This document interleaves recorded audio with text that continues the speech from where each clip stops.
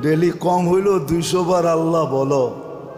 আমি তো বলি ডেলি কম হইল 550 বার বলো, কেননা 550 লিটার অক্সিজেন নেই, পার লিটারের বদলা একবার আল্লাহ, তো 550 বার আল্লাহ বলা চাই। 550 লিটার অক্সিজেন ডেলি নেই। শ্বাস প্রশ্বাস তো বাদেই দিলাম, ওটা হিসাব করলে তো হাজারে যদি একবারও হয় তো ডেলি 1600 বার আল্লাহ বলা চাই। 1,60,000 বার নেই। শ্বাস প্রশ্বাস পার হাজারে একবার, হ্যাঁ 1600 হাজারে 1,60,000 হয়, 1600 বার বলা দরকার।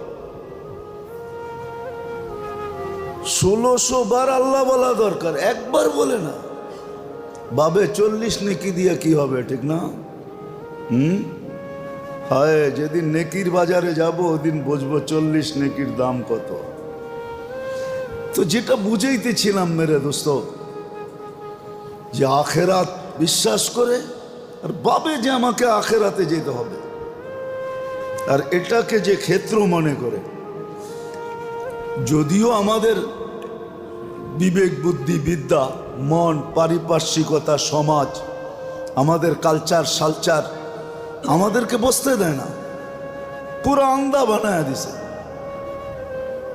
আন্দা বানায় দিছে আমাদেরকে। কোরআন তো এটাই বলে, ওয়ালা তাকুনু কাল্লাযীনা নাসুল্লাহ ফাআনসাহুম আনফুসাহুম।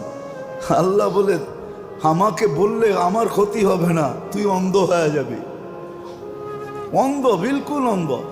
কিছু মানুষের কথা শুনলে মনে হয় বিলকুল অন্ধ হয়ে গেছে, যদিও চোখ দেখা যায়, চশমা লাগানো দেখা যায়, রাস্তা দেখা হাঁটতে দেখা যায়, কিতাব দেখা পড়তে দেখা যায়, তারপরও মনে হয় এগুলো সব অন্ধ। কোরআন বলে অন্ধ, এটাও কোরআন বলে দিছেন, ওয়ানাহশুরু ইয়াউমাল কিয়ামাতি আ'মা। আজকে চশমা থাকলে কি হবে, চক্ষু থাকলে কি হবে, কিয়ামতের মাঠে অন্ধ উঠাবো, অন্ধ। তখন চিৎকার দিয়ে বলবে, লিমা হাশারতানি আ'মা ওয়াকাদ কুনতু বাসীরা। প্রতিবাদ করবে, আমি তো দুনিয়াতে চক্ষুওয়ালা ছিলাম, আমাকে অন্ধ কেন উঠাইলেন? তো জবাব গায়েব থেকে আসবে, আল্লাহ দিবে না, সেটিং জবাব আসবে, সেটিং জবাব আসবে। কাযালিকা আতাতকা আয়াতুনা ফানাসিতাহা কাযালিকাল ইয়াওমা তুনসা। আসছিল আমাদের নবী পাঠাইছিলাম, রসুল পাঠাইছিলাম, আলেম ওলামা পায়ে ধরা তোমাদেরকে বুঝাইছে, কিন্তু নিজের বিদ্যার গরমে, বুদ্ধির গরমে, দুনিয়ার গরমে, দুনিয়ার গরম আছে না, কি গরম আছে না? না গরম নাই? হ্যাঁ, গরম তো হন মসজিদে দেখাইতেছেন না, বাইরে গেলে তো গরম হইবই, ঠিক না? না হবে না? হ্যাঁ, ভাব দেখায় চলে, এটার নামই গরম। হ্যাঁ, ও দেখি তো রমজানে কাপড় কিনতে গেলেও কয় হুজুর পরে আইন, এটা বাপ গরম দেখাইতেছে। কাপড় কিনতে গেলেও কি কয়, হুজুর পরে আয়েন, মনে করছে হুজুর জাকাত নিতে আইছে, কয় পরে আয়েন। হ্যাঁ, আবার এমন গরম দেখায়, মাঝে মাঝে বইলেও দেয়, সময় দেখেন না, অথচ বেশি বেড়ায় কাপড় কিনতে। ওর লাভের জন্য গেছে, কিনবে, ওর কিছু লাভ হবে, ঠিক না? কিন্তু সে ভুল বুঝা বইলা দিছে, 10টা মাইরা দিছে। মাঝে মাঝে হাসিও লাগে, আমাদের সাথে যে হয় না এরকম না, আমাদের সাথেও হয়, আমাদের সাথেও হয়। ভাব দেখায় ফেলে, পরে যখন পরিচয় সরিচয় পায় তখন যায় একটু ঠান্ডা হয়, তখন আবার সরি বলে। তো দুনিয়ার গরম, আল্লাহ বলে আসছিল, কিন্তু তুমি গরমের ঠেলায় কিছু রাখতে পারো নাই, সব উড়ায় দিছ। তো যেটা বুঝাইতেছিলাম মেরে দোস্ত, আখিরাতকে যদি আপনি বিশ্বাস করেন, মৌতকে যদি বিশ্বাস করেন, চলে যাওয়া যদি বিশ্বাস করেন, কেউ কাজে আসবে না, এটাও যদি বিশ্বাস করেন, আর এটা কত দেখাবো, প্রতিদিনই দেখাই কোনো না কোনো মজলিসে, একজনও হাত উঠায় বলতে পারে না বাবার বাড়িতে নিজে বাড়িওয়ালা, বাবার জমিতে নিজে জমিদার, কিন্তু বাবার লেগা ডেলি 1 টাকা সদকা করে না। 1 টাকা 2 রাকাত নামাজ মা বাবার লেগা পড়ে না। অথচ যেই মা 10টা মাস পেটে রেখা কষ্ট করছে। আবু হুরায়রা রাদিয়াল্লাহু তাআলা আনহুর কাছে একজন জিজ্ঞাসা করছে যে মার ঋণ শোধ করতে চাই। পাগলা, কিভাবে শোধ করবি আগে এটা বল। বলছে মদিনার থেকে পিঠে উঠাবো, পায়ে হাইটা মক্কায় যাব, হজ করব পিঠে নিয়া, আবার পায়ে হাইটা মদিনায় রাখবো, হক আদায় হবে। বলছে একদিনের কষ্টেরটা আদায় হবে না, দুধেরটা তো বাদেই দিলাম। মা দুধ খাওয়ায়, এটা দুধ। বাইনা ফারসিন ওয়া দামিন লাবানান খালিসা, রক্তকে দুধ বানায় মা খাওয়ায়। মার জন্য 1 টাকা দান করে না ডেলি, অভ্যাস নাই 1 টাকা দান করার। মেরে দোস্ত, অভ্যস্ত হন। তাদিনু তুদানু কাইফা তাদিনু, সত্য এটাই, প্রবাদ বাক্য এটাই সত্য। আপনি যেমন করবেন আপনার সন্তান এমন করবে। 1 টাকা সদকা করেন, আল্লাহর কাছে 1 টাকা কোনো ছোট না। 1 টাকাও আল্লাহর কাছে বড়। 2 রাকাত নামাজ পড়েন ডেলি মা বাবার জন্য। তো যেটা বুঝাইতেছিলাম, পিছের লোক কি করবে এটা তো সুস্পষ্ট। আমাদেরকে দিয়েই প্রমাণ যে আখেরাত বিশ্বাস করে মেনা নেন দুনিয়াটা ক্ষেত্র।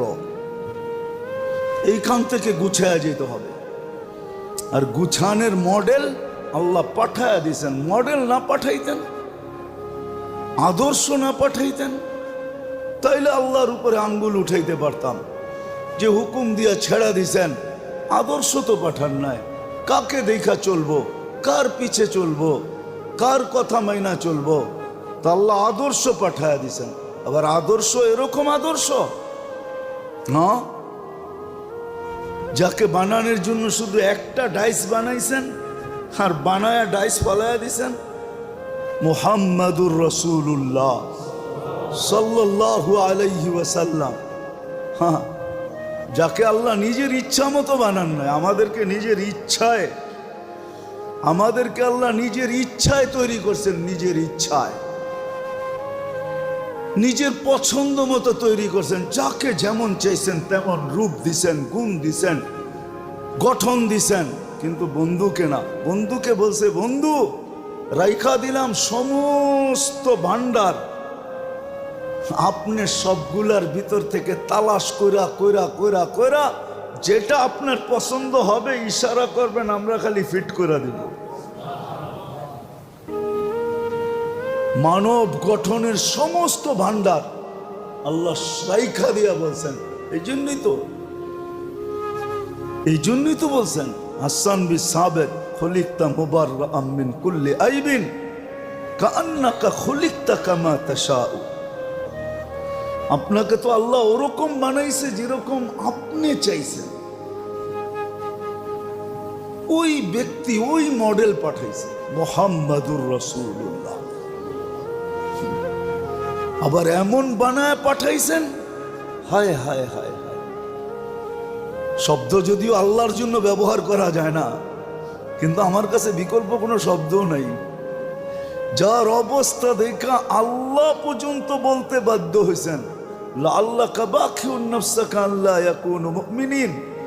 আপনি উম্মতের জন্য নিজেকে নিজে ধ্বংস করে দিবেন, এটা কেমন কথা?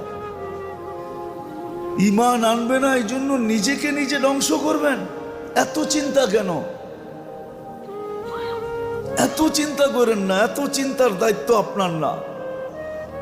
আবার বলেও দিছেন ওমা আলাইকা ইল্লাল বালাগ, আপনি পৌঁছায় দেন, পৌঁছাবেন, আবার চিন্তাও করবেন। আবার এমন চিন্তা যে চিন্তা আপনাকে, আপনার অস্তিত্বকে শেষ করে দিবে। এত চিন্তা আল্লাহ পর্যন্ত যার ব্যথার উপরে সান্ত্বনা দিতেছেন। বন্ধু এত চিন্তা করেন না, ওই মডেল পাঠাইছেন। আখেরাত গুছানোর জন্য। মুহাম্মদুর রাসূলুল্লাহর মতো ব্যক্তিত্ব, হ্যাঁ, যাকে আল্লাহ যার ইচ্ছা মতো তৈরি করছেন। আমি তো বলি মেরাজ এই জন্যই হয়েছে, আল্লাহ বলে বন্ধু আপনাকে তো দেখি বটে, সবই তো দেখি বটে, কিন্তু একটু কাছে আইসা বসেন, একটু দেখি আপনি চাইলেন কিরম, আমি বানাইলাম কিরম, একটু পাশে বসায় দেখি না, এই জন্য উঠে নিয়ে গেছে। ওই ব্যক্তিত্ব আসছেন আমাদের আখেরাতকে গুছায় দেওয়ার জন্য, মডেল হয়ে আসছেন, আদর্শ হয়ে আসছেন, নমুনা হয়ে আসছেন, স্যাম্পল হয়ে আসছেন, যে আখেরাত যেন গুছায়া যায়। নারী যেন নারীত্বের ভিতরে থেকে আখেরাত গুছাইতে পারে, যুবক যেন যৌবনে থেকে আখেরাত গুছায়া ফেলতে পারে। বৃদ্ধ আসার জন্য যেন অপেক্ষা না হয় যে বয়স হইলে গুছাবো, এই অপেক্ষা যেন না হয়, যৌবনেই যেন সে গুছায়া রেডি হয়ে বসে থাকতে পারে, রেডি হয়ে বসে থাকতে পারে, আল্লাহকে বলতে পারে আল্লাহ রেডি, তুমি যৌবনে উঠাইলো অসুবিধা নাই, উঠাও। তখন মন বলবে তাড়াতাড়ি উঠাও, যা শুনতেছি, যা পড়তেছি, যা জানতেছি, ওই জান্নাত দরকার, আগে জান্নাত দরকার, উঠায় ফেলে। আর এখানে না, আর দরকার কষ্ট, আর দুনিয়া দেখতে মন চায় না, উঠায় ফেলে। যুবক যৌবনে গুছায় ফেলবে, নারী নারীত্বে গুছায় ফেলবে, পুরুষ পুরুষত্বে গুছায় ফেলবে, প্রত্যেক ব্যক্তি সময়ের আগে গুছাবে। হাদিস মনে হয় এটাই ইঙ্গিত দিছে, এই দিকেই দিক নির্দেশনা দিছে, এটাই বুঝাইতে চাইতেছেন হাদিস। ইদা আসবাহতা ফালা তানতাযিরিল মাসা, সকাল মিলল তো সন্ধ্যার অপেক্ষা করো না, গুছায় বসে থাকো। ওয়াইদা আমসাইতা ফালা তানতাযিরিস সাবা, সন্ধ্যা মিলল তো গুছায় বসে থাকো, সকালের অপেক্ষা করো না। বাদিরু বিল আমাল, গুছানের পিছে দৌড় লাগাও,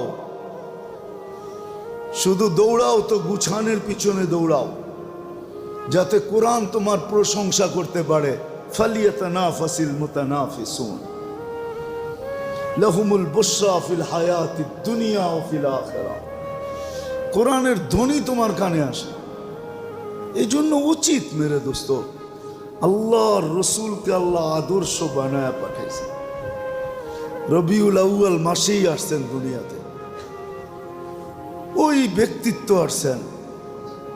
হায় উম্মত জানে না আজকে নবীর শান, জানে না, নবীর পরিচয় জানে না, পরিচিতি জানে না, নবীর প্রয়োজনীয়তা জানে না, যে নবীর কতটুকু প্রয়োজন, নবী আমার জন্য কি করছেন, কি করবেন, কিচ্ছু জানে না। শুধু জানে একটাই, রাগ হয়ে যায় না, শুধু জানে কামানা খানা সোনা সুবা পখানা, বস কামানা খানা সোনা সুবা পখানা, কামাইতে জানে, খাইতে জানে, ঘুমাইতে জানে, আর সকালে খালি করতে জানে, বাস এতটুক জানে, আর কিচ্ছু জানে, এতটুকুই শিখে। এটার জন্যই, শুধু এটার জন্য 60-70 বছরের জীবনের জন্যই অক্সফোর্ডও যেতে হয়, আবার বড় বড় ইউনিভার্সিটিতেও যেতে হয়, আবার দেশ ছেড়া বিদেশেও যেয়ে পড়তে হয়, শুধু এতটুকুর জন্য। কিন্তু আখেরাত এটার জন্য কোনো দরকারই নেই।